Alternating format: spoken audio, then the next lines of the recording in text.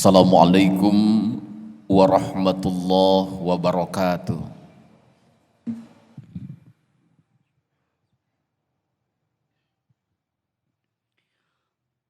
Allahu Akbar, Allahu Akbar.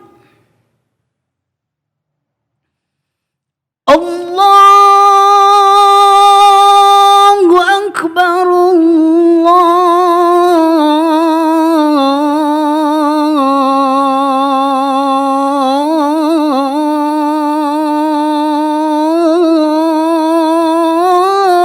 Allahu Akbar.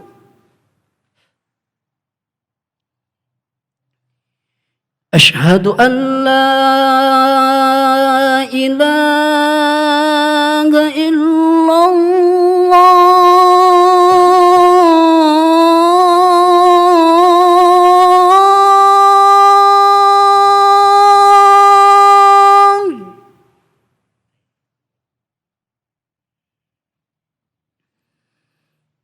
Asyhadu an la ilaha illallah.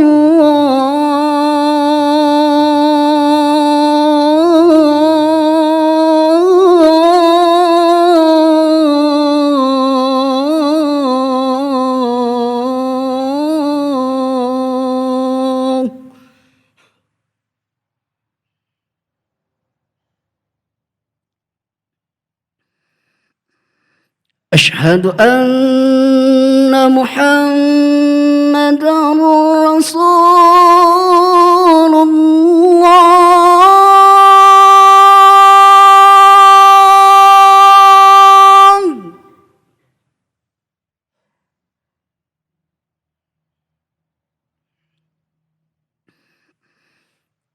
أشهد أن محمدًا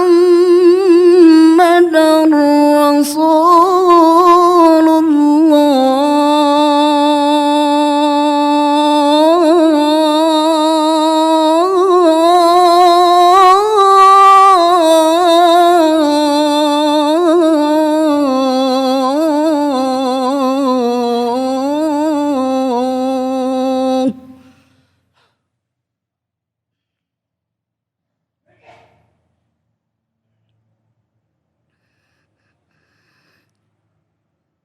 حي على الصلاة.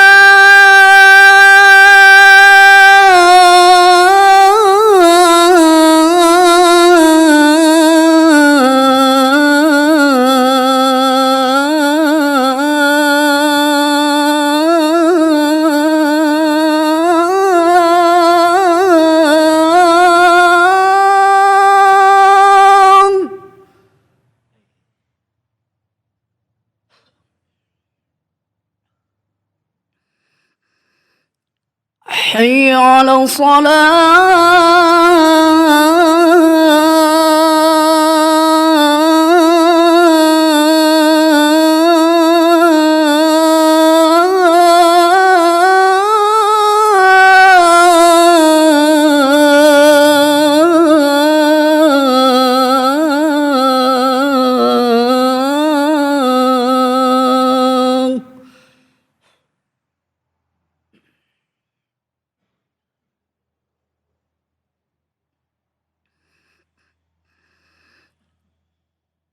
حي على الفلاح.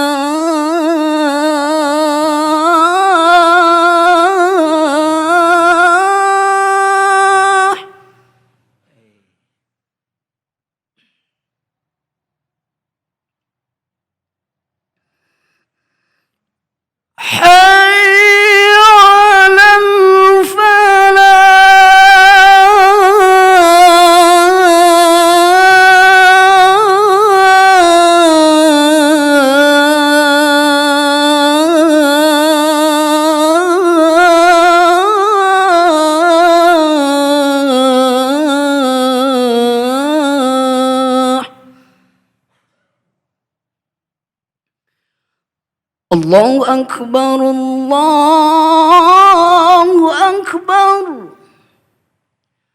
لا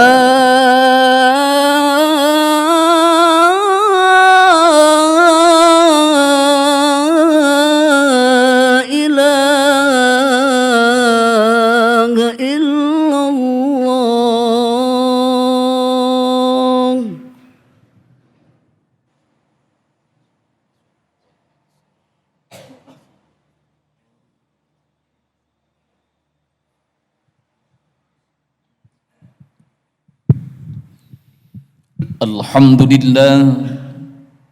Alhamdulillahi Rabbil Alamin wal aqibatu lil muttaqin wala udwana illa 'alaz zalimin. Ashhadu an la ilaha illallah al-malikul haqqul mubin wa ashhadu anna Muhammadan 'abduhu wa rasuluhu shadiqul wa'dil amin. Allahumma salli wa sallim wa barik ala sayyidina Muhammadin wa ala alihi wa ashabihi ajma'in, amma ba'du. Ayyuhal hadirun, ittaqullah wattaqullah thumma ittaqullah faqad fazal muttaqun. A'udzu billahi minasy syaithanir rajim. Bismillahirrahmanirrahim. Wa ma arsalnaka illa rahmatan lil alamin. Shadaqallahul azim. Jamaah salat Jumat rahimakumullah, segala puji hanyalah milik Allah. Salawat dan salam semoga tetap tercurahkan pada penutup para nabi dan rasul, teladan kita semuanya, yakni habibana wa nabiyana wa maulana Muhammad sallallahu alaihi wasallam. Melalui mimbar Jumat siang ini khatib mengajak, marilah kita sama-sama gapai derajat muttaqin, menjadi pribadi yang konsisten dalam ketakwaan, menjalankan segala perintah Allah dan menjauhi segala larangannya. Hadirin kaum muslimin jemaah Jumat rahimakumullah, hari ini kita tengah memasuki hampir ke pertengahan bulan Rabiul Awal, bulan di mana di dalamnya baginda Nabi Muhammad sebagai penutup para nabi dan rasul dilahirkan ke muka bumi. Jarak kita dengan Nabi Muhammad memang sangat jauh. Beliau lahir tahun 571 dan hari ini kita hidup di tahun 2024. 1453 tahun jarak yang begitu jauh dengan diutusnya nabi dan rasul terakhir ini. Nabi Muhammad diutus dengan segala keistimewaannya. Nabi Muhammad diutus untuk seluruh alam. Apa keistimewaan Nabi Muhammad diutus ke bumi ini? Di dalam Al-Quran Allah menyebutkan, pertama, kita diperintahkan untuk senantiasa bersalawat kepada Nabi dan dicontohkan oleh Allah dan malaikatnya langsung. Innallaha wa malaikatahu yusalluna 'alan nabi ya ayyuhalladzina amanu sallu 'alaihi wa sallimu taslima. Wahai orang-orang beriman, bersalawatlah kepada Nabi. Tapi sebelum Allah memerintahkan kita orang beriman bersalawat kepada Nabi, di ayat awal itu Allah telah mencontohkan sesungguhnya Allah dan malaikatnya Allah bersalawat kepada Nabi. Hanya saja bentuk salawat dari Allah adalah Allah menurunkan rahmat kepada Nabi. Bentuk salawat dari malaikat berbeda dengan salawat kita, memintakan ampunan, memintakan kasih sayang, dan kita berdoa kepada Allah agar tetap diberikan salawat dan salam dari Allah kepada Nabi Muhammad SAW. Yang kedua, Nabi Muhammad ini menjadi suri tauladan kita. Nabi Muhammad ini diutus untuk menjadi teladan, uswatun hasanah dalam berbagai bidang kehidupan. Karena Nabi Muhammad ini diutus bukan hanya untuk umat satu keluarga, bukan hanya untuk satu kalangan, bukan hanya untuk satu bangsa, tapi Nabi Muhammad diutus untuk seluruh alam dan untuk selamanya sampai akhir zaman. Kalau Nabi Adam diutus menjadi rasul, Nabi Adam diutus jadi rasul hanya untuk satu keluarganya saja, karena belum ada manusia lain. Nabi Idris diutus, Nabi Nuh diutus hanya untuk kaumnya saja. Nabi Musa diutus hanya untuk satu negara saja. Tapi Nabi Muhammad diutus untuk seluruh alam dan untuk seluruh masa sampai nanti datangnya hari kiamat, karena tidak akan pernah lagi ada nabi dan rasul yang diutus. Makanya Nabi Muhammad ini jadi teladan bagi siapapun, kapanpun dan dimanapun. Ada satu judul buku, judulnya Muhammad the Super Leader, Super Manager. Dalam buku ini disoroti bagaimana kepemimpinan Nabi itu dari berbagai aspek kehidupan. Pertama, sebelum Nabi memimpin umat yang besar, sebelum Nabi menjadi pemimpin umat, menjadi Nabi dan Rasul, Allah telah mempersiapkan masa kecil Nabi. Dan yang mendidik Nabi bukan madrasah, bukan orang tuanya. Karena begitu lahir Nabi dalam kondisi yatim, 6 tahun sudah jadi yatim piatu, diurus kakeknya pun cuma sebentar. Nabi langsung dididik oleh Allah sebagaimana sabda Nabi, "Addabani Rabbi fa ahsana ta'dibi." Allah lah yang mengatur dan menguasai alam semesta ini, Dia yang mendidikku. Nabi Muhammad dari kecil sudah dibentuk menjadi pribadi yang sangat kuat. Nabi lahir di Mekah, tapi Nabi ketika lahir tidak lama tinggal di Mekah. Ia kemudian dibawa ke satu kampung namanya Bani Sa'ad, dikarantina selama 5 tahun. Sampai usia 5 tahun disusui oleh Halimah, diurus di sana, baru Nabi dikembalikan ke Mekah. Kenapa Nabi diurusnya, disusuinya, dibesarkannya selama 5 tahun di kampung Bani Sa'ad? Di antara hikmahnya adalah karena di kampung Bani Sa'ad orang-orang saat itu menggunakan bahasa, bercakap dengan bahasa Arab yang fasih. Mekah adalah satu kota metropolitan, kota di mana sebagai pusat dagang orang datang dari mana-mana, polusi datang di mana-mana, rentan terkena penyakit dan virus, kemudian orang bercampur datang dari mana-mana. Nabi diajarkan sejak kecil bahasa ibu, bahasa Arab yang sangat fasih. Bahkan Nabi diurus di satu perkampungan yang masih asri untuk menjaga kualitas fisik Nabi sehat. Fisik Nabi kuat, hidup di alam terbuka, dan Nabi belajar bahasa Arab yang sangat fasih dari perkampungan Bani Sa'ad itu. Kemudian Nabi Muhammad SAW diurus oleh kakeknya, karena ketika lahir ayahnya sudah tiada. Tidak lama, tapi kakeknya sebagai pembesar Quraisy saat itu sangat menyayangi Nabi Muhammad. Bahkan kalau ada pertemuan-pertemuan di depan Ka'bah, semua masyarakat Arab saat itu berkumpul. Ada khusus satu tikar, satu tempat yang tidak bisa ditempati oleh siapapun kecuali oleh kakeknya Nabi, yaitu Abdul Muthalib. Paman-pamannya Nabi, tokoh-tokoh lain di Mekah tidak berani menyentuh tikarnya Abdul Muthalib. Tidak berani apalagi sampai duduk di tikarnya Abdul Muthalib, karena dia adalah seorang tokoh di Mekah sana. Tapi Nabi Muhammad kecil di bawah asuhan kakeknya, dibawa ke pertemuan-pertemuan penting, dibawa ke tempat-tempat penting. Bahkan saat itu ketika ada pertemuan di hadapan Ka'bah, tikar yang seyogyanya ditempati kakeknya, tiba-tiba terlebih dahulu ditempati oleh Muhammad kecil. Lalu orang-orang sentak saja mengusir Muhammad kecil, "Jangan di situ, itu tempat kakekmu." Tapi melihat Nabi Muhammad kecil yang sudah menjadi yatim, dan yatim piatu saat itu diusir oleh pamannya, tidak boleh duduk di tempat situ. Justru kakeknya memilih sayang pada cucunya Nabi Muhammad. Apa kata kakeknya? "Biarkan Muhammad kecil duduk bersamaku di sini, karena satu saat ia pun akan menjadi pemimpin yang besar." Di bawah asuhan kakeknya inilah Nabi Muhammad belajar tentang kepemimpinan dari kecil. Kemudian Nabi Muhammad terus bukan hanya sejak kecil dipersiapkan oleh Allah, tapi Nabi Muhammad juga sejak kecil menjelang remaja, Nabi Muhammad belajar berbisnis. Maka kepemimpinan Nabi bukan hanya tentang kepemimpinan umat, tapi membangun bisnis terlebih dahulu sebelum menjadi pemimpin yang besar.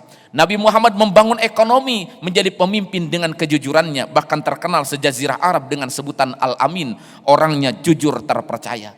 Tapi setelah Nabi menjadi pribadi yang sukses dalam berbisnis, Nabi tidak pernah sombong. Bahkan ketika Nabi usia 30 tahun sudah passive income, tidak bekerja pun ekonomi sudah jalan, karena banyak orang yang dipekerjakan, tinggal nerima hasil.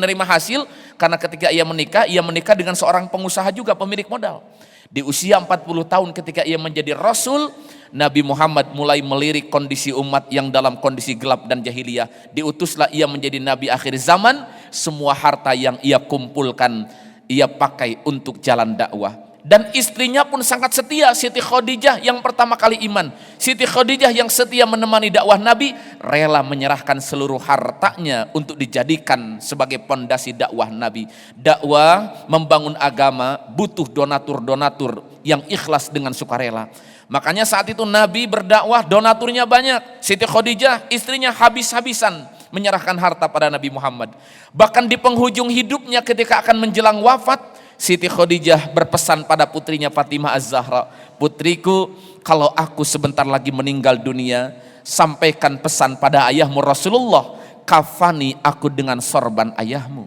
Siti Khadijah ingin dikafani oleh sorban Rasulullah, padahal hartanya banyak. Ia pemilik modal, pemegang saham. Kemana semua hartanya? Menjelang wafat dia tak punya apa-apa. Bahkan ia berpesan ingin dikafani oleh sorban Rasulullah. Ternyata Siti Khadijah menyerahkan semua hartanya di jalan dakwah.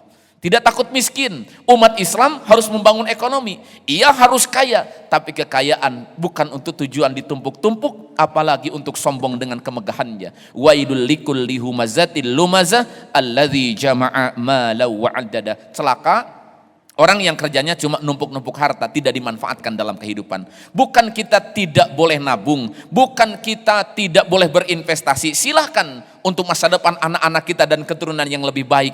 Tapi jangan sampai kecintaan pada Allah dan Rasul terkalahkan oleh kecintaan kita kepada dunia. Para sahabat dulu toh-tohan cintanya sama Rasulullah. Bahkan ada seorang sahabat namanya Suhaib Ar-Rumi. Ketika Rasulullah sudah hijrah ke Madinah, berpindah karena di Mekah dapat ancaman, Suhaib Ar-Rumi belum pindah juga ke Madinah mengikuti Rasul. Kenapa? Karena ia bingung. Suhaib Ar-Rumi ini punya harta banyak, punya emas banyak, punya uang banyak. Kalau dia pindah ke Madinah, harta nggak bisa dibawa ke sana. Kenapa? Orang-orang kafir sudah ngincer. Kalau Suhaib sampai hijrah ke sana, harta akan dibawa ke sana, Islam akan makin kuat. Tandai Suhaib, jangan sampai dia hijrah. Hanya Suhaib sulit untuk hijrah ikut dengan Nabi. Tapi satu saat dia secara diam-diam mengambil harta yang dimilikinya, ingin ikut gabung dengan Nabi karena cintanya pada Nabi. Di tengah perjalanan ternyata ada intelijen dari orang-orang kafir. Dilihat Suhaib bawa harta ke Madinah. Akhirnya Suhaib dikejar oleh orang-orang kafir. Suhaib naik ke atas bukit. Orang kafir makin mengejar. Sampai di atas bukit, Suhaib membentangkan panahnya dan mengancam pada orang kafir. Kalian takut, aku ini pemanah jitu. Kalian maju, aku panah kalian. Apa kata orang-orang kafir? Suhaib, kamu di sini dulu tidak punya apa-apa di Mekah. Kemudian kamu berusaha di Mekah, kamu jadi kaya. Apakah setelah kaya kamu akan membawa kekayaanmu untuk mendukung Muhammad di Madinah saja?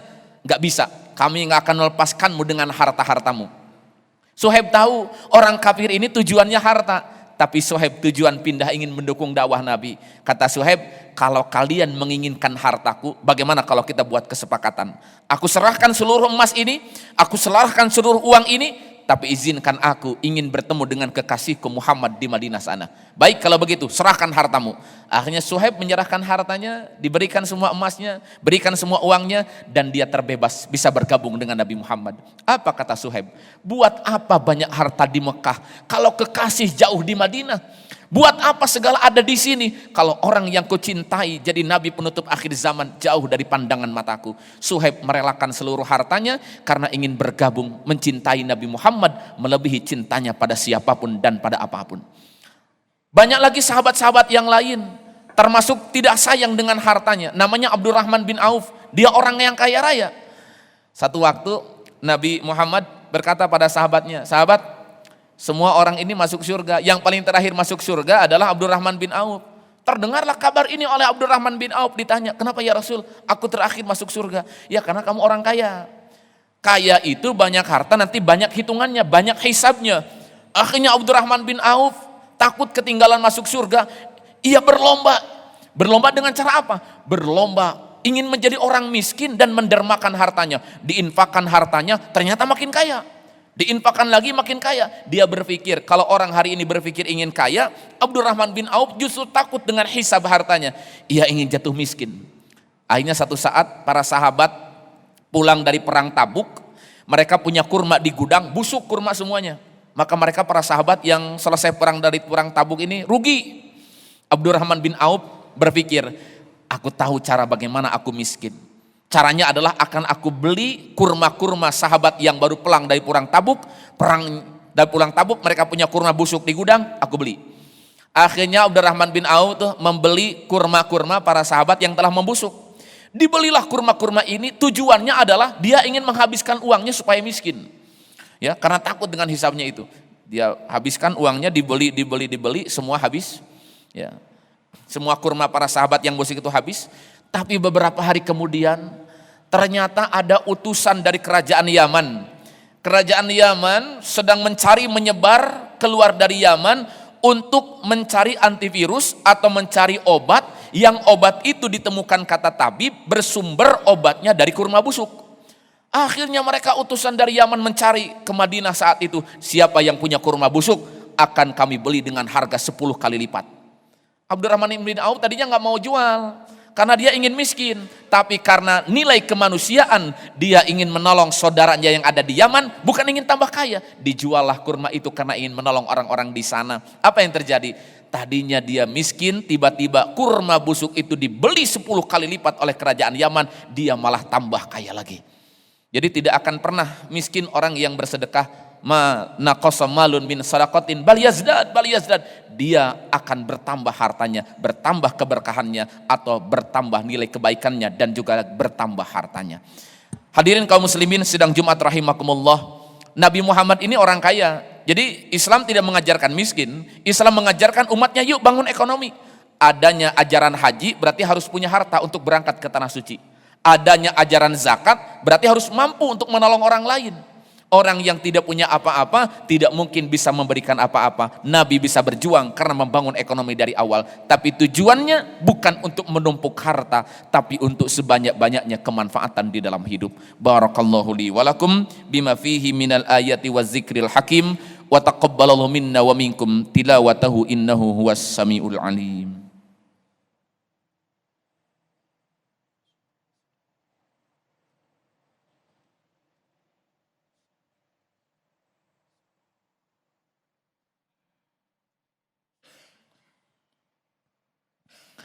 Alhamdulillahi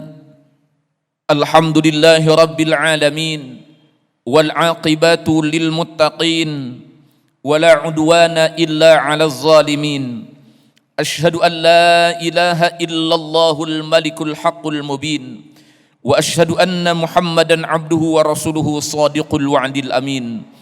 Allahumma shalli ala sayyidina Muhammadin wa ala ali sayyidina Muhammadin kama sallaita ala Sayyidina Ibrahim wa ala ali Sayyidina Ibrahim wa barik ala Sayyidina Muhammadin wa ala ali Sayyidina Muhammadin kama barakta ala Sayyidina Ibrahim wa ala ali Sayyidina Ibrahim. Ayyuhal hadirun ittaqullah wattaqullah thumma taqullah.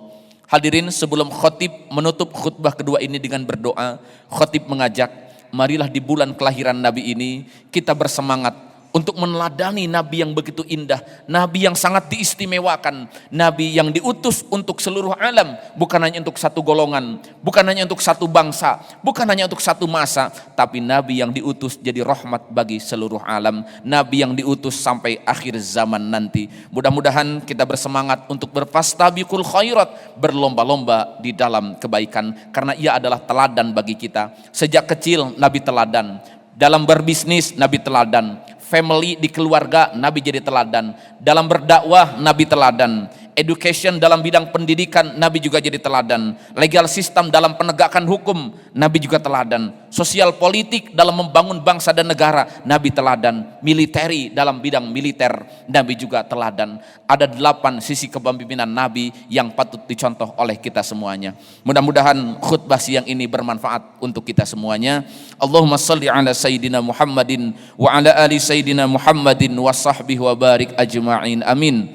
Inna Allaha wa malaikatahu yusalluna ala nabi ya ayyuhalladzina amanu sallu alaihi wa sallimu taslima.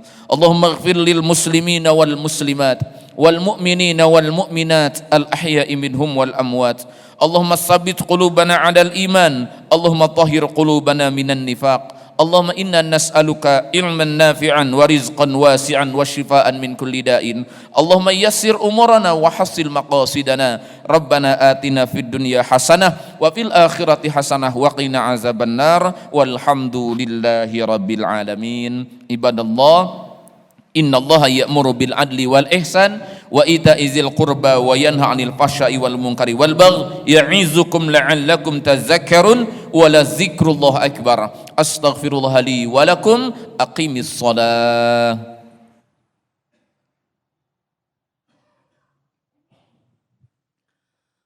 Allahu akbar, Allahu akbar. أشهد أن لا إله إلا الله أشهد أن محمدا رسول الله حي على الصلاة حي على الفلاح قد قامت الصلاة قد قامت الصلاة الله أكبر الله أكبر لا إله إلا الله. La ilaha illallah Sayyidina Muhammad Rasulullah SAW. Diluruskan dan dirapatkan saf dan barisannya. Allahu Akbar. Inni wajjahtu wajhiya lillazi fatara as-samawati wal arda hanifan muslima wa ma kana minal musyrikin. Salati wa nusuki wa mahyaya. Bismillahirrahmanirrahim. Alhamdulillahi rabbil alamin. Ar-Rahmanir-Rahim Maliki yaumiddin. Iyyaka na'budu wa iyyaka nasta'in.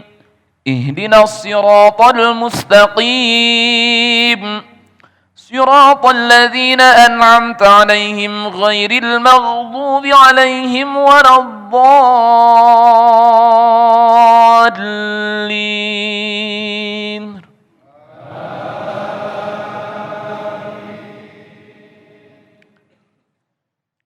Bismillahirrahmanirrahim. Wadduha wal-laili idza saja. Ma wadda'aka rabbuka wa ma qala. Walal-akhiratu khairul laka minal ula. Walasawfa yu'tika rabbuka fatarda. Alam yajidka yatiman fa'awa. ووجدك ضالا فهدى ووجدك عائلا فأغنى فأما اليتيم فلا تقهر وأما السائل فلا تنهر وأما بنعمة ربك فحدث. الله أكبر. Sami Allahu liman hamidah. Allahu Akbar.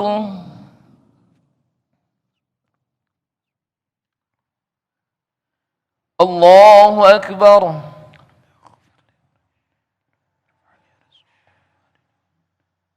Allahu Akbar.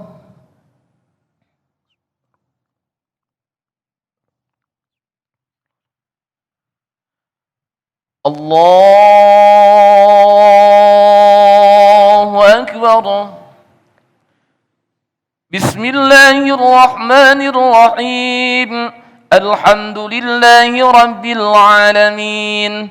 Ar-Rahmanir-Rahim Maliki yaumiddin.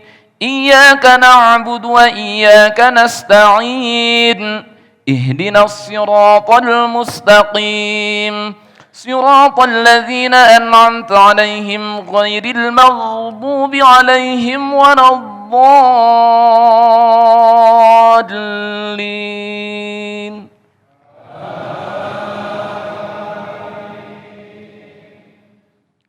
بسم الله الرحمن الرحيم. ألم نشرح لك صدرك ووضعنا عنك وزرك الذي أنقض ظهرك ورفعنا لك ذكرك فإن مع العسر يسرا إن مع العسر يسرا فإذا فرغت فانصب وإلى ربك فارغب. الله أكبر.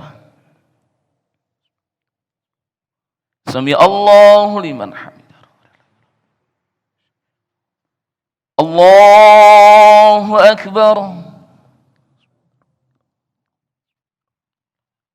Allahu Akbar. Allahu Akbar.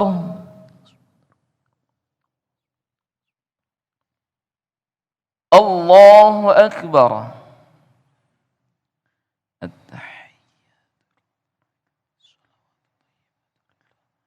Assalamu alayka ayuhan nabi.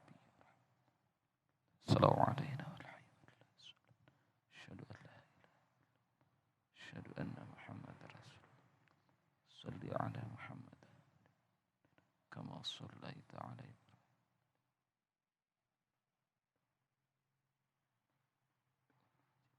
Assalamualaikum warahmatullahi. Assalamualaikum.